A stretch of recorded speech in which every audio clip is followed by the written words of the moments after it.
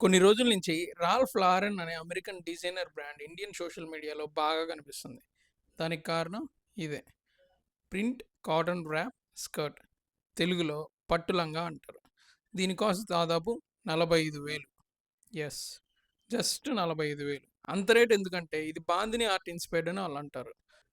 అంటే యాక్చువల్‌గా రాజస్థానీ బంధానీ ఆర్ట్‌తో చేసే డ్రెస్సుల్ని కాపీ కొట్టి, బంధానీ డిజైన్‌ని చేత్తో కూడా అల్లకుండా ప్రింటేసేసి, మనం 400-500కి కూడా బేరం ఆడి మార్కెట్‌లో కొనే డ్రెస్‌ని ఇంగ్లీషోళ్ళు 45,000కి అమ్ముకుంటున్నారు.